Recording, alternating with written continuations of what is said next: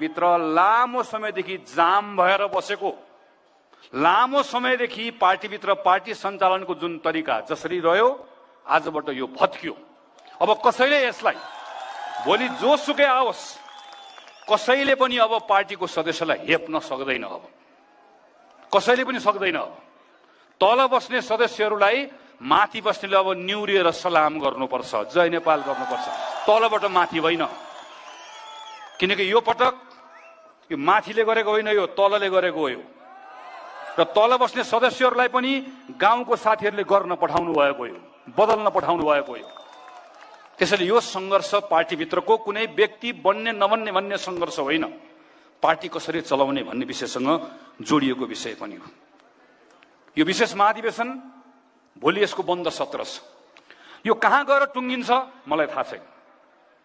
यो नेपाली कांग्रेसको केन्द्रीय समितिले आयोजना गरेको भए मैले केन्द्रको महामन्त्रीको हैसियतबाट यो महाधिवेशनको एजेन्डा यो छ, त्यसैले सम्भवतः यहाँ गएर टुङ्गिन्छ भनेर भन्न सक्थे होला।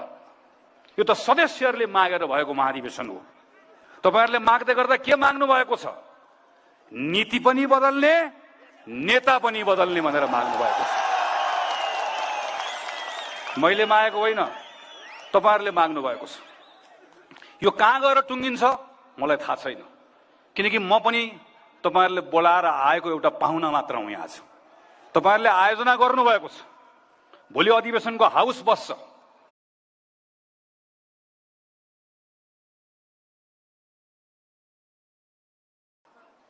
एन्ड हाउस विल डिसाइड, त्यो हाउसले डिसाइड गर्छ। जे डिसाइड गर्छ मेरो लागि त्यो स्वीकार्य छ, मैले त्यसलाई मान्नुपर्छ। अर्को महामन्त्रीले भनिसक्नु भएको छ, उहाँले पनि त्यसलाई मान्नुपर्छ, हामी सबैले त्यसलाई मान्नुपर्छ।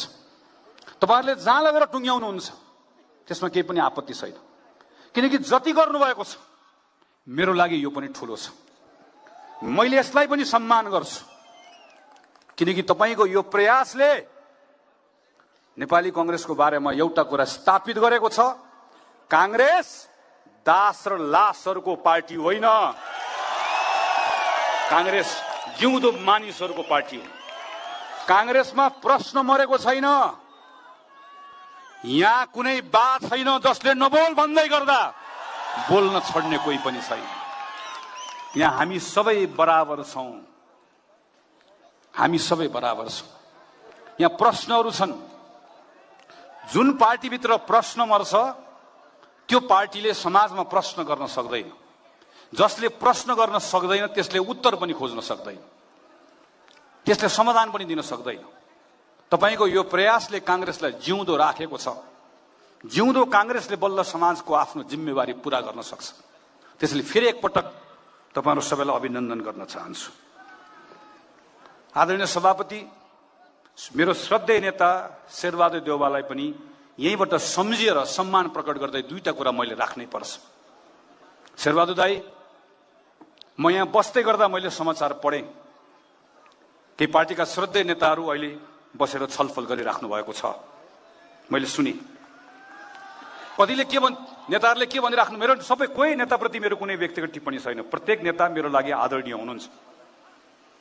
तर पक्कै पनि नेताहरूले के भनिराख्नु भएको होला भने यी दुईटा महामन्त्रीले नचाहिने काम गरे, यी दुईटा महामन्त्रीले अराजनीतिक काम गरे, यी दुईटा महामन्त्री तपाईलाई दुःख दिइरहेका छन्। तर सम्झनुहोस्, भदौ 18 गते पनि दुईटा महामन्त्री तपाईकोमा थिए, भदौ 22 गते पनि तपाईकोमा थिए, भदौ 24 गते बिहान पनि सबैभन्दा पहिला तपाईसँग सम्पर्क गर्ने यही दुईटा महामन्त्री थिए। भदौ 25 गते घटना भइसके पछाडि पनि सबैभन्दा पहिला वक्तव्य निकाल्ने पनि आँट गर्ने पनि यही दुईटा महामन्त्री थिए। र त्यसपछि तपाईलाई आएर घरमा आएर भेटेर, दाई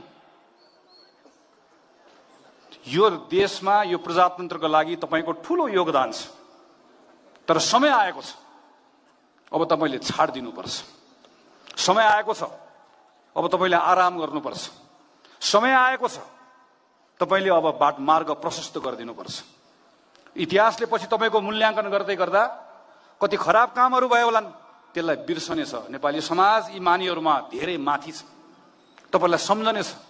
सुदूर पश्चिमको एउटा गाउँबाट आएर नेपालको प्रजातन्त्रको लागि गरेको तपाईको संघर्षलाई सम्झने छ।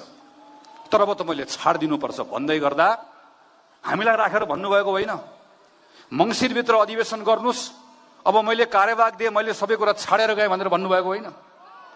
त्यो गएको दिन काङ्ग्रेस मात्र होइन, काङ्ग्रेसभन्दा बाहिरको मानिसले पनि नेता हुनु त शेरबहादुर देउवा जस्तो भनेको होइन। त्यसैले यो मञ्चमा बस्नेहरू तपाईलाई माया नगर्नेहरू होइनन्, तपाईलाई माया गर्नेहरू हुन्। तपाईको चिन्ता गरेर तपाईप्रतिको सम्मान नघटोस् भनेर तपाईलाई बारम्बार भनेको हुन्, दाइ छाड्दिनुस्। अब जसले घुमिकन तपाईलाई बोलाउन गए वास्तवमा ती तपाईलाई माया गर्ने मान्छे होइनन्। पार्टीको वरिष्ठ नेतालाई पनि सम्झन चाहन्छु। कतिले के भन्छन्, विशेष महाधिवेशन गर्नु पर्यो, गगनलाई सभापति बन्नु पर्यो। विश्वप्रकाश शर्माले त 15औं महाधिवेशनको पनि सभापति बन्दिन, अहिले म के पनि बन्दिन। विश्वप्रकाश शर्मालाई विशेष महाधिवेशन र व्यक्तिगत रूपमा के चाहिएको छ? केही पनि चाहिएको छैन। मलाई कतिपयले भनिराख्नु भएको छ, मैले पार्टीको वरिष्ठ नेताको घरमा विश्वप्रकाश शर्मासँग गएर 2 हात जोडेर भनेको छु, आउनुहोस् दाइ, यो बेलामा पार्टीलाई नयाँ नेतृत्व चाहिएको छ, बन्ने भए तपाईँ बन्नुहोस्। कार्यवाहक सभापतिको घरमा गएर भनेका छौँ, आउनुहोस् बन्नुहोस्। हामी अघि कुरा हो नि, हामी गणेशमान सिंहले प्रधानमन्त्री छाड्नु भएको पार्टीका गणेशमानका कार्यकर्ताहरू हौं। हामी बीपी कोइरालाका कार्यकर्ताहरू हौं, जसले प्रधानमन्त्री हुँदै झ्यालखानामा 8 वर्ष कोचिनु पर्दै गर्दा पनि अय्या अत्था भन्नु भएन, बीपी कोइरालाका कार्यकर्ताहरू हौं। एउटा पार्टीको सभापति बन्ने कुरा वा प्रधानमन्त्री बन्ने कुराले लोभ्याएर हामी साथीहरूलाई, देशभरिका साथीहरूलाई आह्वान गर्न उभिएको होइन। हामी नागरिकहरूप्रतिको पार्टीको जिम्मेवारी वहन गर्नका निम्ति पार्टीलाई ठिक ठाउँमा उभ्याउनु पर्यो भनेर अधिवेशनको आह्वान गर्ने ठाउँमा पुगेका हौं। हामीले हाम्रो नेताहरूलाई यो कुरा बुझाउन सकेनौं भन्ने लाग्छ। आदरणीय साथीहरू,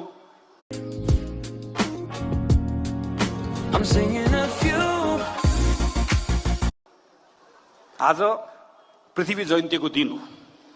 यो नेपालका साना साना राज्यहरूलाई एकीकरण गर्ने राजा पृथ्वीनारायण शाहदेखि विशेनगरतीसम्म सबै त्यो एकीकरणको अभियान्ताहरूलाई आज सम्झने दिन पनि हो।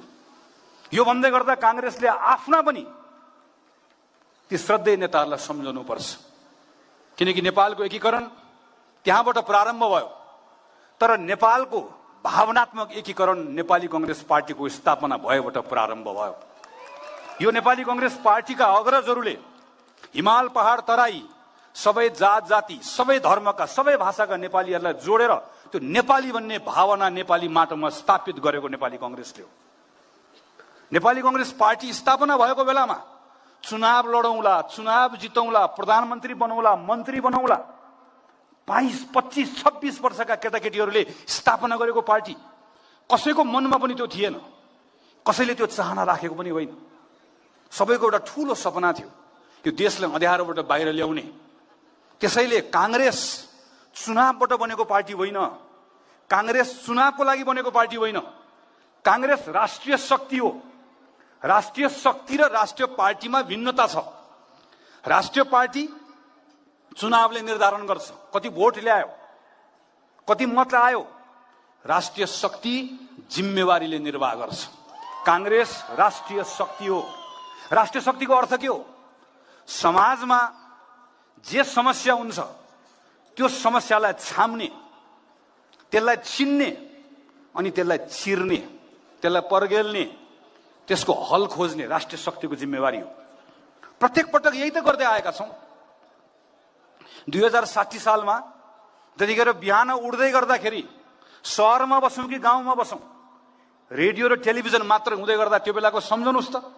हामी प्रत्येक जतिखेर 60 सालमा थियौं, प्रत्येकले बिहान रेडियो खोल्दै गर्दा, टेलिभिजन खोल्दै गर्दा 10 जना, 15 जना, 20 जना मान्छे मारिएको समाचार नसुनिकन हाम्रो दिन प्रारम्भ हुँदैन थियो। त्यो बेलामा देशको सबैभन्दा ठूलो समस्या हिंसा थियो। हिंसाबाट बाहिर निकाल्ने जिम्मेवारी कांग्रेसको रह्यो। काटियो, मारियो, ठण्डा दिमागले सोचौं। तपाईहरुले जे निर्णय गर्नुहुन्छ त्यो निर्णयलाई स्वीकार गरेर जाने हो। म पार्टीका नेताहरू भोलिको कार्यक्रममा आउनुहुन्छ भन्ने अपेक्षा पनि राख्छु, तर आउने नआउने उहाँहरूको मर्जी, निर्णय गर्ने तपाईहरुको मर्जी। तपाईहरुले गर्ने हो, तपाईहरुले गरेको निर्णयलाई मान्ने हो। हाम्रा सन्दर्भको बारेमा धेरै चिन्ता नगर्नुस्। कहिलेकाहीँ युद्ध जित्नको लागि लडाई हार्न पनि तयार हुनुपर्छ, लडाई हार्नुपर्छ, तयार छौं। कहिलेकाहीँ ज्वालालाई जागृत राखिराख्नका निम्ति आफू डढ्न पनि तयार हुनुपर्छ, डढ्न पनि तयार छौं। के को लागि? पार्टीलाई ठिक ठाउँमा उभ्याउनको लागि, नेपाली कांग्रेसलाई ठिक ठाउँमा उभ्याउनको लागि। किन? नेपाली कांग्रेस ठिक ठाउँमा उभिँदाखेरि बल्ल नेपाली कांग्रेसले यो देशप्रतिको आफ्नो जिम्मेवारी पूरा गर्न सक्छ। हाम्रो लागि देश सबैभन्दा ठूलो कुरा हो, हाम्रो लागि यो देशका नागरिक सबैभन्दा ठूलो कुरा हो। त्यो नागरिकको त्यो भावना, त्यसलाई सम्बोधन गर्नका लागि हाम्रो पार्टी नेपाली कांग्रेस पार्टीलाई ठिक ठाउँमा उभ्याउनका निम्ति यत्रो जोखिम मोलेर देशभरिका साथीहरू आउनु भएको छ। यो अवसर पनि हो, यो हाम्रो निम्ति ठूलो एउटा चुनौती पनि हो।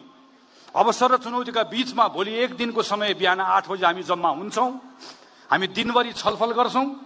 त्यो छलफलबाट हलले जे कुरा नेपाली कांग्रेस पार्टीमा स्थापना गर्ने भन्छ त्यो कुरा स्थापना हुन्छ। किनकि कांग्रेसको विधानले भन्छ महाधिवेशन भन्दा ठूलो अरु केही पनि छैन। महाधिवेशनले चाह्यो भने नेता पनि छान्छ, महाधिवेशनले चाह्यो भने नेता बदल्छ पनि, महाधिवेशनले चाह्यो भने नीति पनि छान्छ, नीति बदल्छ पनि, महाधिवेशनले चाह्यो भने विधान पनि बदल्छ। त्यो अधिकार राख्ने महाधिवेशनको भेला हो यो। सुवर्ण शमशेरले 2014 सालमा पार्टी सभापति हुँदाहुँदै मेरो श्रद्धेय सभापति श्रद्धेय शेरबहादुर देउवालाई सम्झाउन चाहन्छु। पार्टी सभापति हुँदाहुँदै आफैले विशेष महाधिवेशन आयोजना गरेर, आफैले राजीनामा दिएर, आफैले आयोजना गरेर मेरो